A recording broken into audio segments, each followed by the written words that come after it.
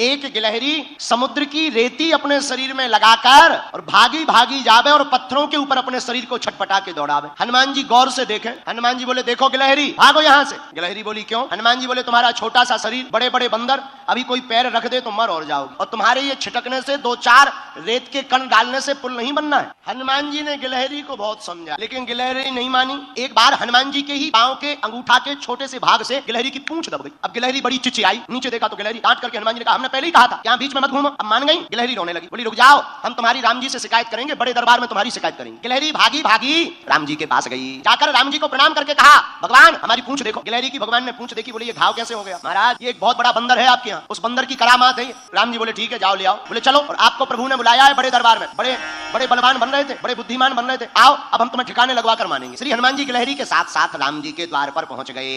राम जी को प्रणाम किया, पर हनुमान जी ने गिलहरी से पूछा एक बात बताओ, तुम्हारे रेत के कण डालने से समुद्र का पुल बनना नहीं है, फिर भी तुम इतनी परेशान क्यों हो रही? राम जी बोले बात तो सही है, बताओ गिलहरी। गिलहरी हाथ दोनों जोड़कर बोली राम जी हमें पता है कि हमारे कारण से पुल नहीं बनना है, लेकिन इन बांदरों ने, बंदरों ने, आपकी इस सेना ने बड़े बड़े पत्थर ला करके पुल बना दिया। राम जी बड़े बड़े पत्थर लगे हैं, आपके चरण बड़े कोमल हैं, पत्थर हैं उबड़ खाबड़, रखोगे कहीं चोट लग जाए, आपके चरणों से खून बहने लगे, तो ये बनते तो बड़े बुद्धिमान है तुम्हारे हनुमान जी, पर इन्हें ज्ञान एक रत्ती का नहीं। हम छोटे जरूर हैं पर हमें ज्ञान ठीक ठाक। राम जी बोले क्या ज्ञान है? बोले ये तुम्हारे बड़े बड़े बंदर बड़ी बड़ी सिलाएं लगा रहे हैं, पर आपके चरण बड़े कोमल हैं, आप चलोगे तो कहीं पत्थर लग जाएगा, तो हम रेती जाकर के रेती उन पत्थरों की दरार में भरते हैं ताकि आपके चरणों में कोई चोट ना लग जाए। हनुमान जी को सुनकर आंखों से आंसू आ गए। अरे धन्य हो गिलहरी, आप धन्य हो, आपका भाव धन्य है। राम जी ने गिलहरी को अपनी हाथ में लिया, पूंछ के ऊपर हाथ रखा तो जो उसका दुख था, करुणावान करुणा निधान श्री रघुनाथ जी के हाथ रखते ही उस पूंछ का घाव ठीक हो गया और गिलहरी प्रसन्न हो गई। राम जी अपनी 3 अंगुलियां गिलहरी के ऊपर फिराए। जब राम जी ने अपनी 3 अंगुलियां गिलहरी के ऊपर फिराई, वही 3 अंगुल के निशान आज भी गिलहरी के ऊपर है।